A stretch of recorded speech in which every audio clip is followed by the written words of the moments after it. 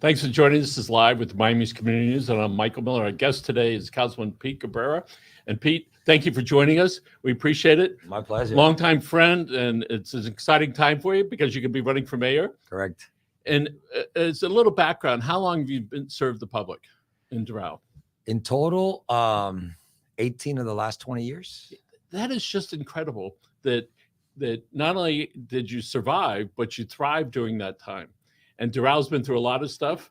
Were you on the first or second council? I was on the very first. I was first. I was actually the president of the PAC, the Political Action Committee, that motivated the vote for the incorporation. Doral, I got to tell you, is one, if not the finest city in Miami, certainly in the top two. I think competing with Coral Gables. No other city has it as Doral does. From the smallest guy to the largest and known throughout the world. All right. Every bank in the world, I think, has one or two branches there. Lots of hotels. Got the airport around the corner. You now have a hospital, right? And thank you very much to the county and to the Miltons for making that happen over there. And so let's talk about first why you decided to run for political office many years ago. Many years ago. You remember what year was that? 2001. I remember exactly. It was. That's amazing. I've lived in Doral for 34 years. So my adult kids had grown up there. There had never been any parks, nothing. Police was absent. I mean, you'd call police for an emergency call. Literally, they'd show up 20 minutes later. Non-emergency, you'd probably leave and go to the park before they showed up. Code compliance was absent. There was nothing out there. And actually at church one day, my involvement always had been through the Catholic Church since I was young. My service had always been there. I was one of the founding members of Our Lady of Guadalupe, and I was very involved and at the time was a mission, and we had just become a parish. And someone invited me to an incorporation meeting, and I went, and it was Mayor Malonzo was still around. That goes how far back we go.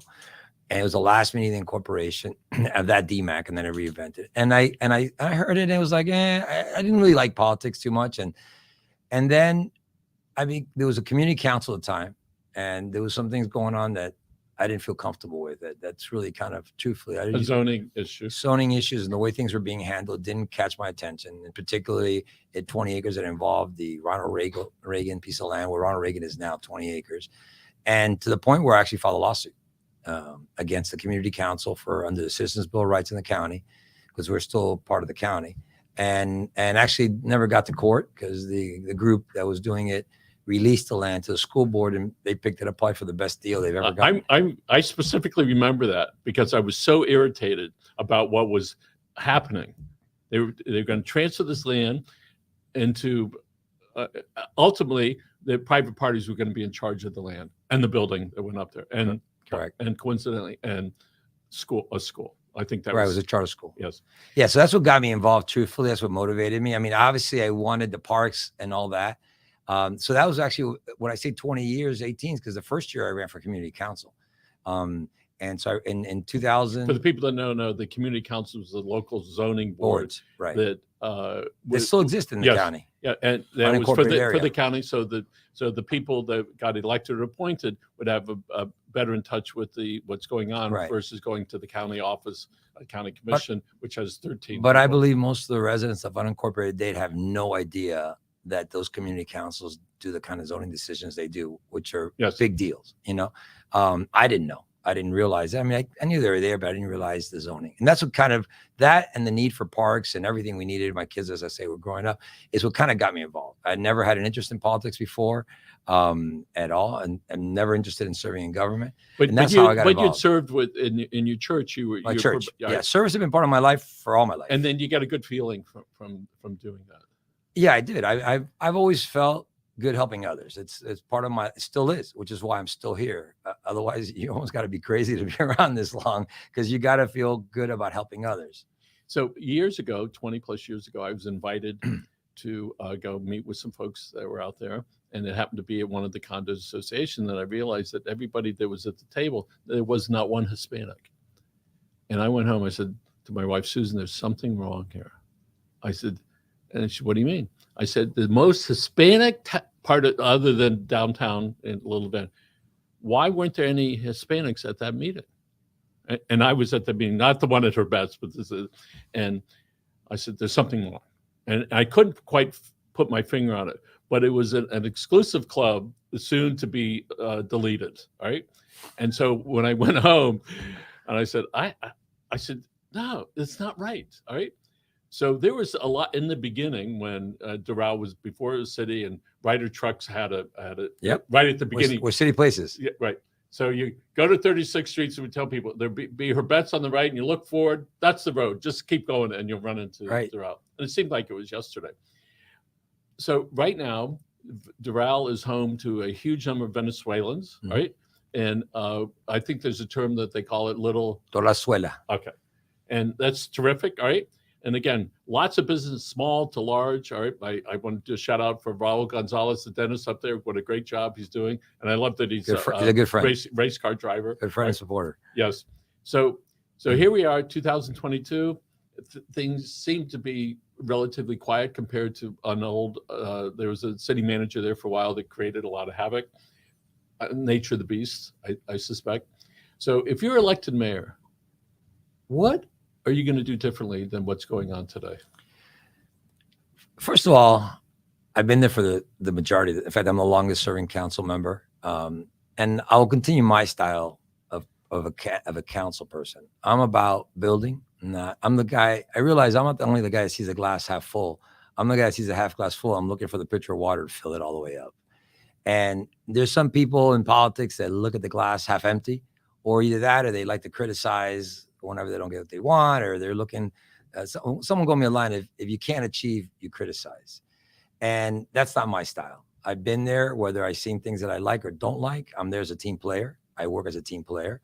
I don't know if you know about my background, but my background, besides being 40 years in business and in the employee benefits world and the HR world, which I sold my company last year to a national firm, me and my partner did. And besides that, for over 25 years, I've done organizational development. I'm a behavioral style expert. So I bring that knowledge to the table. And when I'm there, politics is a very complicated world. It's a world of a lot of egos, a lot of people kind of political posturing and playing. So in many respects, I'm going to keep doing a lot of what I've done for the last 20 years. I'm going to respect my colleagues. I'm going to work as a team player. I'm going to look for constant solutions. My style has also been about action and results. I usually don't look for glory. It's not my style. It's not my personality. So you'll rarely see me on the camera trying to take credit for anything. To this day, really, I take credit for everything as we've done as a team. There's things I may have done alone, but that's not my style. So with the answer, finish answering your question. So I'm going to continue doing a lot of that. And I have the knowledge. Nobody else has, no matter what anybody says. No one has the experience. I've been there. I've seen everything that works, doesn't work. I've seen manager styles. I've seen everything, what works, that doesn't work. The difference is, as a leader, which I will be as a mayor, I have a totally different style to what we've had in the past. Just as a businessman, which I've done it behind the scenes, but as a mayor, I'll be able to bring that out to the light. I know how to build teams. I know how to take action. I know how to get results.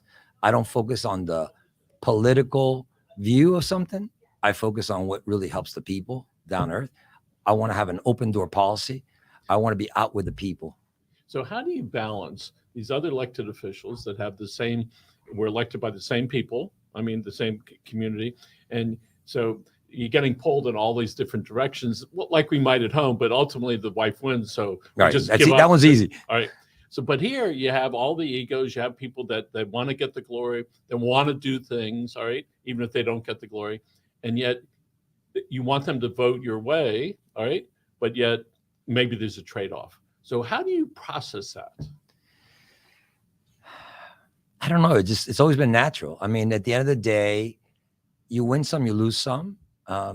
Historically, really, by the time stuff comes to us, if you have a good staff, and it's not that it's being cooked before, it's not that the way it works, but staff's responsibility is to, on certain issues that are, especially the bigger stuff, to meet with us and get our input on the planning process and the decision-making process, something big we're talking about. Yeah. So you fine tune it. You don't get there to kind of go to a war on a council on days. That's not the idea. Some people want to hear this fighting. That doesn't, so, and if they can present the right product, some of the quirks have been worked out and some are not. And sometimes you'll vote against, but really 90% of the time, we all vote similar. So when staff, so people understand, if a project goes to the city staff. They look into it, they do all the stuff, they make recommendations, they go back and forth. So it's not a surprise when a project goes before the council, except for in South Miami when some people say, hey, I didn't have a chance to read the report yet. I heard that for many years from some people. But by the time it goes to a responsible council or commission, they're familiar with the project. And then there's that open discussion, presentation by the representative, either the developer, the attorney, the engineer, the architect. And there's this question and answer period. Typically, the staff makes a recommendation. Recommending, and I use that term. You're talking about zoning, yes. Yes. So that's not necessarily a positive or negative. They say, here are our findings. It's good or it's not good, right? So I get it, all right? And I think a lot of people do. The zoning is a simple part. The zoning, if people understood it, your developers or landowners have rights.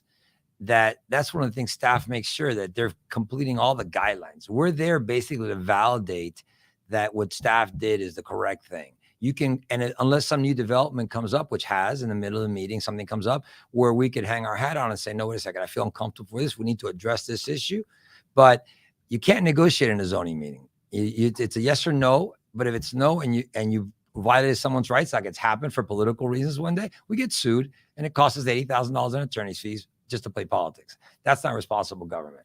But on all the other matters, it's a little bit different. There's greater latitude. And that's where also discussion happens with staff before sometimes they get our input. And they can't tell us what the other council are doing because it's a violation of sunshine. So they get our input and we kind of structure what we kind of comes to us. So one of the great things that Doral did is they made areas that people can go, town centers, all right, where you could go and you can be entertained, you can live. I was in one of the restaurants, I'm not sure which complex it was, but sitting up front, and there's like a 5-story building, apartments on the top, and they have a big digital sign. I take out my camera, enlarge it. There's a QR code up there. I'm telling you, it's 4 or 5 stories up. I read it. And I got my beer commercial. I said, life is amazing that you could do that technology that was there.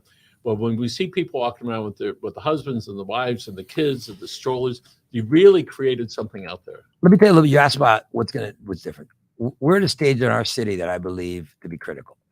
And just for the record, I mean, I'm running for mayor. I think most people know that. And why am I running for mayor? Because I have a commitment to my city. And I thought about it long and hard because I've served a long time. It takes a toll on your life, on your personal life, on your family life, on your business life. Luckily, I sold my business. So even though I still got to work, because I mean, I made money from it, but I still got to produce. But so I'm out of commitment to my community. There's no one, not even the mayor, has the experience of knowledge of everything we've done in our city since before becoming a city, how we got to it. For the last 20 years, everything you see today in Doral, I've been a part of, the good and the bad. I didn't say I did it. I've been a part of it. And I've been a part of getting there. So every success we have, if you like Doral, I've been able to be a part of making that happen a reality. Now we get at everything you see downtown you're talking about. That was a vision we had from the very beginning. In fact, we had that vision before we became a city, because when we created One Doral, we created like committees. We had committees like a city does, and we created a vision for Doral before we even got there. Everything you see happening, Doral Central Park, truly is a completion of the vision we had 20 years ago in One Doral. This Olympic pool, all that stuff. The amphitheater was the only one that kind of came in and out, and I kept fighting for because I think it was important. So, but now all the major projects are coming to an end. The Cultural Arts Center is being built. The big park, Doral Central Park, which is going to be amazing. I don't know if you've seen images of it, but it's going to be an envy to the state, if not the country. It's going to be one of the best, definitely the best park in the state, with amphitheater, Olympic pools, nature areas, everything. That's already being done. We've been fiscally responsible. No matter what anybody wants to say, everybody wants to attack, obviously, election time, campaign side, everybody. We have the second lowest millage in the county, and we have $80 million in reserve. We have a 1 year's annual reserve, which, by the way, because of that fiscal responsibility all these years, we had the money available to absorb the cost increase in Doral Central Park, which some people are wanting to criticize. We had the money available, not having to go back to the taxpayers and saying we need more money because inflation, as we all know, has gone up 30% in the last 2 years. So we were able to take it out of reserves, not impact the taxpayer, still get the project done the way it's supposed to be done. Now comes a time where we got to fine tune. Now we got to start focusing on the little things that aren't so glorious. They're not as politically correct. They're like taking the crown molding, like the crown molding, or no, like our permit process goes up and down over the years. We've had great years, good times. Right now we're in trouble. And our city's become a city of people who want to live there and open small businesses there. It has been for a long time. Now more than ever. We got to take care of, we have a great park system. We have the best park in the county by far. We have a park 10-minute walking distance from every resident in Doral. That's That's amazing. nobody has that. We have every type of area. Now with the Doral Central Park, it'd be more amazing. But now, we got to fine tune the programs. We got to make sure we're taking care of as many people as possible. The elderly have become a big part of our city. People don't realize that. A lot of grandparents, because their kids were there and they want to be close to their grandkids, come move there. So we have a Silver Club, but we've fallen way behind So on that. tell me about that, the Silver Club. The Silver Club was a fabulous idea when it started. One of the things that's happened is it was so fabulous that it's gotten the attention of everybody outside Doral. And now what I've recently found out from some of our people in the program is that they invite friends from outside. People are starting to participate that don't live there. And that's something that really shouldn't happen. I mean, we're not a county program. We're a city program. So we've grown dramatically because we've done such a great job, but we have not really adapted to it. And that's one of the conversations I'm having with our city manager now. That is important. Those are the kind of things that are coming now. Again, they're not the big park that you could, oh, I got to look what we did. Let's talk about mental and health care and physical health care for people that need it, and particularly the young people who have been traumatized of it since 2020. And when we look at it, it's going to be 2023, so 2.5 and 3 years. Some of these kids grew up with that, all right? And we know they're suffering terribly. Does the city offer some outreach program to try to find the parents and those kids to be able to? We haven't, and we need to. And there's another area which I'll get into. Going back to what I was telling you, what I've done for 25 years, organizational development, my real passion, that was in the corporate level. My real passion was giving those presentations to communities, to the residents, to PTAs. I got blocked years ago through the school board and I stopped doing them because I used to do them for free for the parents. But it's very powerful. It's a very you have a little water? Anybody? It's a very powerful tool because in addition to the mental crisis that everyone's gone through, not just the kids, the adults have too. Every child, depending on their personality, adapts to it differently. And if parents don't understand that, they won't know how to give them the right solution. Yes. And sometimes it's not that complicated as long as you understand the basics of it. And most parents don't. So if you know a child and you know their personality, you understand their emotional needs, I know how to teach. And I'm not going to be teaching it, but I know the value of it, why we need to do it. So it's someplace when the county, obviously a big company, big organization, if you call them, I think 211, they can direct you to the right places. And I think a lot of people are still embarrassed and they're living with mental illness in the shadows. And part of what we tried to do the last couple of years is bring that out and say, listen, you break your finger, it's great, you're out doing some sort of sport. But if you have a broken heart or you're just suffering tremendously, sometimes people hide that. Because the paradigm in our society is anything, if you're not perfect on the outside, and especially today with social media more than ever, if you're not perfect, there's something wrong with you. Yeah. And we have the other area that's critical, and that is something that will be a focus, is autism. Autism is becoming a major part of our society. The increase in children with autism is growing by the day. Are we just more aware, or is that actually happening? Well, I've asked the question. Is awareness coming up, or is it the more conditions? I've been told it's a combination of both, that there's definitely a combination of both. But that's another area where we need to have a paradigm shift as a society, as a city. That doesn't fall under our regular, let me take a drink. Mental services are usually more state related. Yep. But I believe that there's a lot of services, and kind of going to what you're saying, is it which we need to be a conduit of. Latin community, since the moment we incorporated, Doral was 80% Latins. We should be open. I've tried this a few times, and hopefully as a mayor, I will get this done, is open up an office where we have, I won't do that, where we open up an office where once a week, somebody from the U.S., and I'm already working with the immigration department to have someone once a week be there. They can't answer case studies, but they can help and orient people what process and to I follow. think that what people want to be heard and to be able to get them some direction. Right? There's an organization called Friendship Circle. I'm friends with the rabbi that runs it at 87th and 112th Street. And so I've been familiar with Friendship Circle and young people that are on the spectrum. It's enormous, right? I probably know 10 parents that have autistic children. We have a lot of space at the city that goes unused a lot of times, and especially during daytime hours, the parks or whatever. Those spaces can be very easily made available. But we just got to be proactive in it, making those available to organizations like that. It doesn't cost us any money. But again, the problem is that some of these things aren't politically popular because they may cater to a group of people that aren't even voters. So, but that's not the way we should be thinking.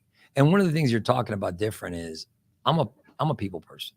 And some people may not see that way because they see my intensity, but I'm a people person. And we need to make everybody in our community know, and maybe open up satellite offices. We had one in downtown Doral, but it didn't work because you got to promote it. Communication is critical. That's been my number one priority as we got in the city. Because if people don't know we're doing it, it's like the tree fall in the forest if nobody heard it. I remember when there used to be no communication at city commission meetings. Yeah. So we need to get the word out, but we need to make everybody feel. I've been asking for more than 10 years. In the second floor, I wanted our number up there because people need to know that we represent them. We're not government. We're the representatives of the people. I want them to call us and let us know. We have enough schools here, higher education schools in the social work arena, right? That I'm sure that some of those schools are more than happy to provide senior students, all right, well, on the master's level, I guess, to be able to begin that conduit. And I think that's what we want. When my father had a stroke years ago, I didn't know where to start. Who do I call? Where do I go? So if you don't have an advocate, somebody's going to die quickly, or get disabled, or the caregiver is going to be emotionally in a bad spot. There's a lot of things we could be doing that are not costly that we have there. It's a communication, and we have a community outreach person, but I think the focus needs to change for it. We need to I find out about problems of things, and my first thing is, well, why haven't you called me? And people tell you, well, I'm embarrassed to bother you. I go, no, that's what we're there for. So that may be a perfect place to start, where they don't have to go confess to the high up, but somebody that's a little bit anonymous, in there. So I see that, speaking communication, the city has a newsletter. I get it frequently. I listen there, and people can subscribe to it. They go to your website and you can subscribe to it, right? And can we put up their website address on there? We have 5 minutes left. So I think the newsletter is a wonderful thing. The website seems to be very active, right? It should be www.citydoral. All right. Yes, it is, but we need to do more. Yes. We need to get communication out. You can't do it on your screen because it's an app. We have an app that I think has 3,500 users. That's called the City Doral app. If you go to it, it has a trolley tracker. Let's talk about the trolley. That's used a lot. A lot. I mean, it's like highly successful. It is very successful. It's used a lot by students. It's used a lot by everyone. We started it, years ago. We've been increasing it. Every certain period of time, we reevaluate the routes to make sure that it's being efficient and it's serving the community. And we need it because the county, we keep fighting for them to bring us more of the county buses into our area, and they don't go north of 41st Street, and they just did it again, which is a serious problem. But yes, it's very effective. It's free.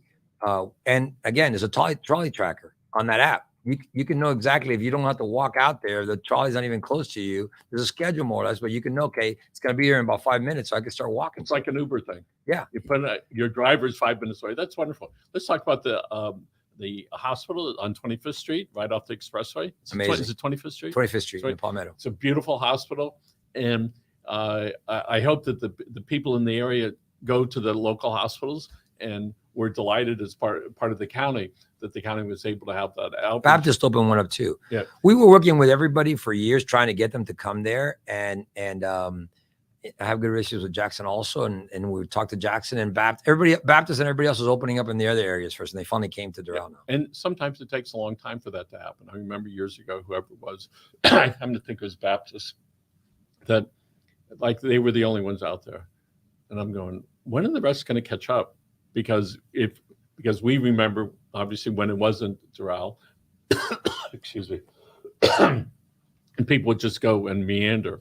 I live off the turnpike a little farther south, and so I go by. UHealth is opening up a 4-story. Who is? UHealth, US Miami is opening up an advanced diagnostic center right in downtown Doral. It really says something about the city, that these people investing hundreds and hundreds of millions of dollars, to do that. They see it as a thriving entity. So again, you're running for mayor. Yes. Right. You've served the city for the last 20 Yes. years. Right. No, I stay at a commitment to my city because there's no one that has the experience. Come November is going to be 2 brand new people, because one of the candidates for mayor is leaving her seat early, which is interesting. Because when people are going to elect, they got to think not what people say, but what they do, actions. You can't be a public servant and not fulfill your commitment to the people. So you have 2 brand new people come November, one with 2 years experience and one with 4 years experience. Who do you want in Yeah, the leadership? institutional knowledge is important, very important, because you have all those years of experience to say, here's what we've done before. Let's look to the future. Where the other person, it was almost impossible to gain that knowledge. Impossible. It's just like, And, because and once JC leaves, it's gone. And I leave. I would term out now. It'd be gone.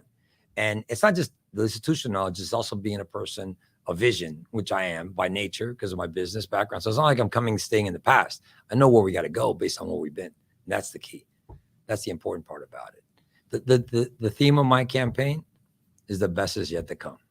And I hope that so. Again, my hat's off to everybody who was involved in Doral. It's a tremendous city. My wife and I just go up there and we drive around and go, it's an amazing We've area. taken a chance on lack of experience before it doesn't work, which is what brought me back. When I left the first time, I had no intentions of returning, which is why I'm staying, because I thought about it long and hard. I saw it veer off, and I came back for that reason. It's to a certain degree my baby. Everything we see, I've been a part of. So if people want to reach you, they can go online. They can 305-962-0804. That's my personal cell number. Okay. 305, 24 hours, 7 days a week. I'm on. And you're all over the internet. We wish you lots of good luck. Thank you very much. And we appreciate you being here, folks. Thanks for joining us again. This is Live with Miami Community News with Councilman Cabrera of Doral, and he sure would appreciate your vote for mayor. I thank you all for tuning in. Thank you.